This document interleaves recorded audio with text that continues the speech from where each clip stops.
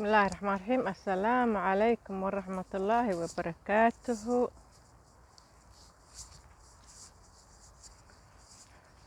ونستحو سمفلة maanta barnaamijku wuxuu ku saabsan yahay freedom free free waxaan ku English laakiin maanta ayadaas cilada ayaan joogaa waa ay cilaa oo geedo leh maxay ahayd toy macnaha waxaan ka wadaa ilaahay wuxuu ku yiri ummadaada ee nabadgeli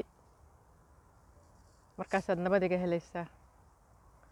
marka waxa waaye dadkayga Soomaaliyeed waxaa lagu jaanjaamay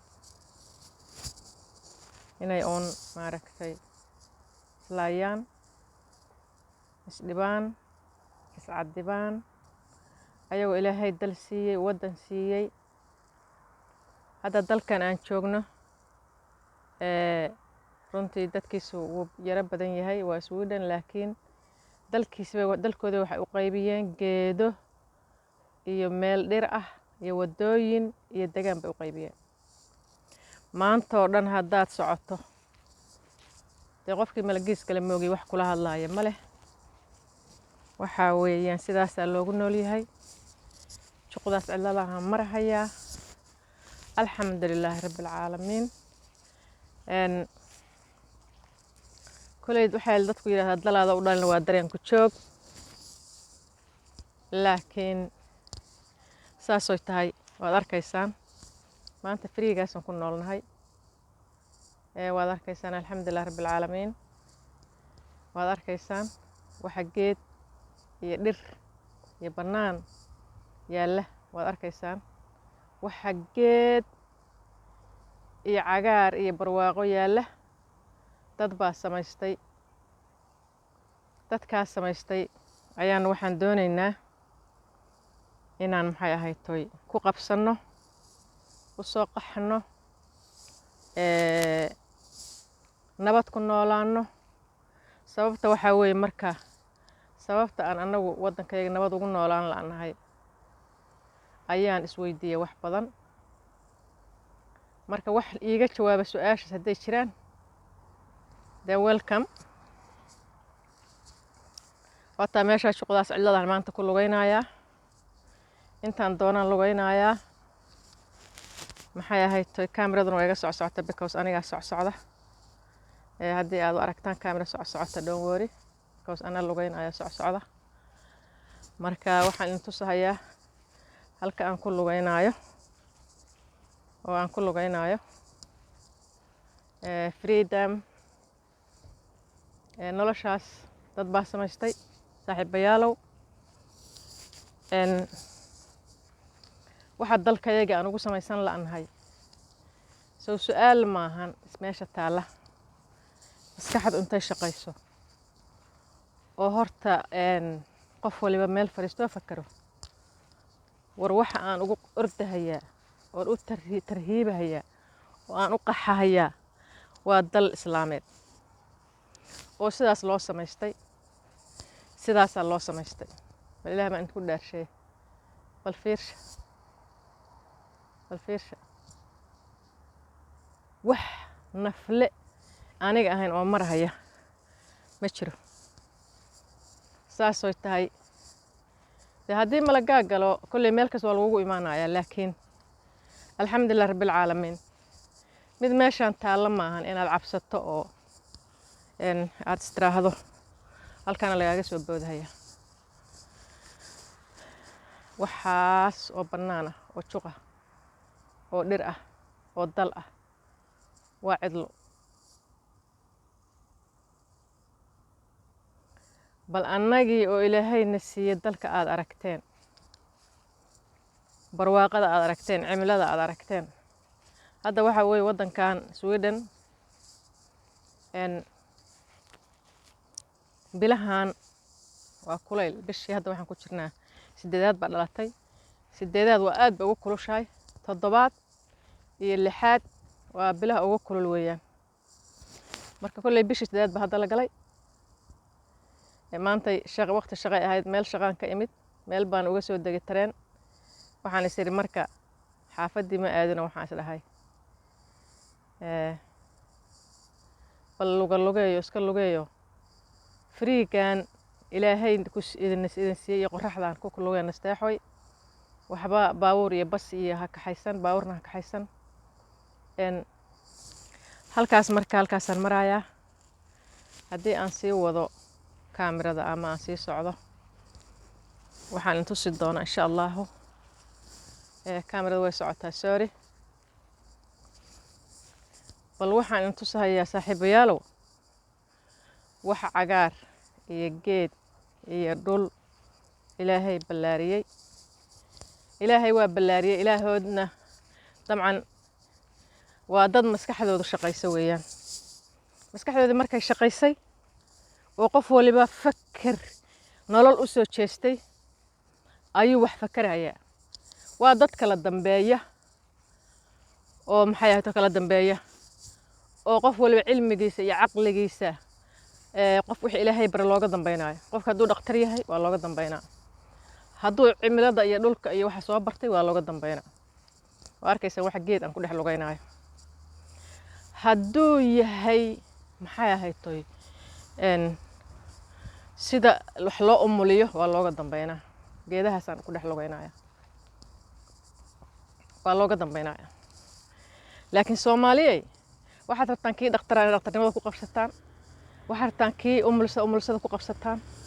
waxaad rabtaan kii baawurka ku qabsataan waa is qabsanaysaan on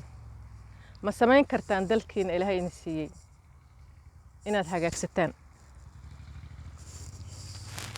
ma samayn kartaan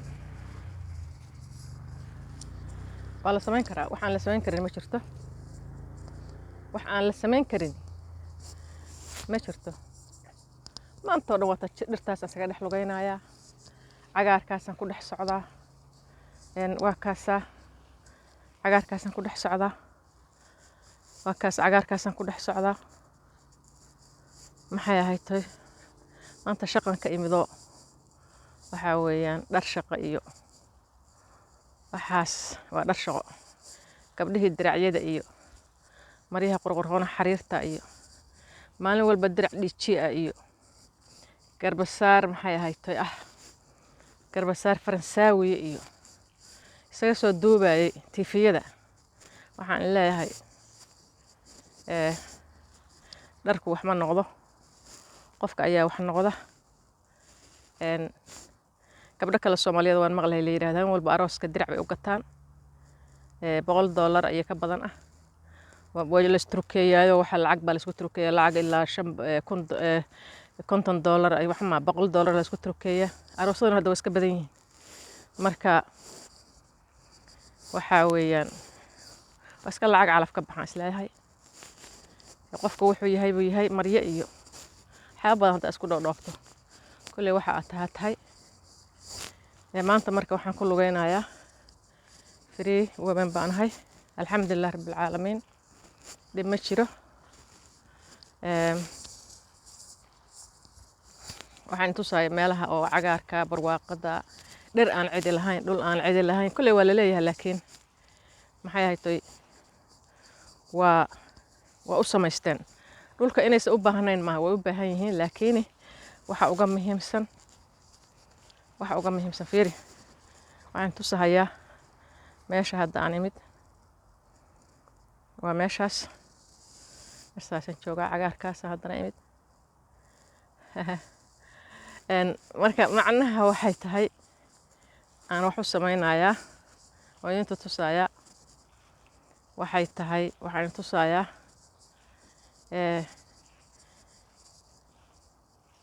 sorry meel wax yar baa iga soo xismay waxaad ku noolaan kartaa adigoo deegaankaagii haysta oo dalkaagii haysta oo dadkaagii haysta ayaad noolaan karaysaa waddankan waxaa weeye waxyaabaha aan ka barnay waxaa ka mid ah qof kasta oo ka mid ah ayaga waxaa weeye wuxuu leeyahay nacam waan socsocdaayo hashibaan wuxuu leeyahay xaquuq u leeyahay xaquuq buu leeyahay darajo u leeyahay ilaahay ugu ku manaystay inaad marka aad isku daydo inaad qofka noloshiisii xaquuqdiisii bini'aadamnimadiisii ilaahay dadka uu abuurtay aad u nabadgelin weyda aad iyo aad bay u dhib badan tahay waxaad kasta ogaataana qof kastow wixii aad kasbataad helaysaa haddaad ilaahay ummaddiisa iyo dadkiisa u nabadgeliso waad nabadgelaysaa haddaad nabadgeli weydana dee dabcan haddii xataa aad dhundhumato meela ku dhundhumato ilaahay kama dhuuman karaysid hadalka isku soo duuduub waxaan rabaa inaan tuso maanta bal dalalka sida loo suubsaday dadku siduu u nool yahay waa loogu talagalay dhirtaan in la haysto waa loogu talagalay dhulkooda iyo dalkooda u baahan yihiin laakiin waxay rabaan inuu dalkoodu iyo dadkoodu nabad galo dalkooduna cimilo fiican iyo hawo fiican iyo xataa roob la'aanta iyo waxa dadka roob la'aanta hawada dhibaatada badan kulaylka waxa keenaa waxay yihiin waxa weeyaan dhir la'aanta waay markii iigu darnayd aan Soomaaliya tagay waxay ahayd islaan geeda jarhaya war geedaha maxaa u jaraysaa qashinkoodan diidaynaa bay ku leeyihiin marka ma ogaa dhirtu inay tahay waxa soo jiita roobka xataa soo jiita cimilada way soo jiidataa dhirtu iyo hawada fiican way soo jiitaan qashinku haddaad badiso qashinka iyo waxa ka kacaya boorkii wixii ba kacaya waxay ku samaynayaan hawadii ayay saameyn ku yeelanayaan hawadii baa cakirmaysa wasaqoobaysa qoraxdii roomada ahayo caradii oo dhan baa jiq iyo foolxumo noqonaysa marka waa kaasaa ilaahay baan ku dhaarshay bal sidaa fiirsha waxaa weeyaan saaxiibayaalow iyo Soomaaliyeed bal waxaad yeelaysaan ha laga fakaro dalka iyo dadka iyo diinta ha laga fakaro mana ahan markaad adigu ka fakaraysa intaas in adigu ka maqan tahay adiga laftigaaga ku jira dadka aan leeyahay ka fakar adiga ayaa ku jira dadka aad ka fakarayso waa abwaanad nasteexo samafale abwaanimadeydii haddaan wax yar ku daro oon kusoo gabangabeeyo hees waxaa jirtay aan sameeyey beri oo la yiraahdo khilaaf waxay ka hadlaysay nacam sida dalkeennii dadkeennii iyo dowladda xataa mar baan la hadlay waxay ahayd dowladeenna waxaan iri maatida dayowdoo daafaha adduunyada kala daadsan oo maqan daryeel bay sugayaan dalku wayna deeqaa dadku way isku filan yahay dib inaan u noqonnaa doqonnimo weeye dardar geliya canshuuraha dib u fura xafiisyada qof walbow dadkeennow xil baa duudka kuu suran waa daynku waajiba daafaca dalkaagiyo dadka aad ka tahay ximin nacam waxaan ku soo xasuustay dadka adigu waad ku jirtaa aad ka fakaraysid markaad fakaraysid dadweynaha waxaan idhi duul wada dhashaan nahay daris baynu wada nahay dubka waa ka simannahay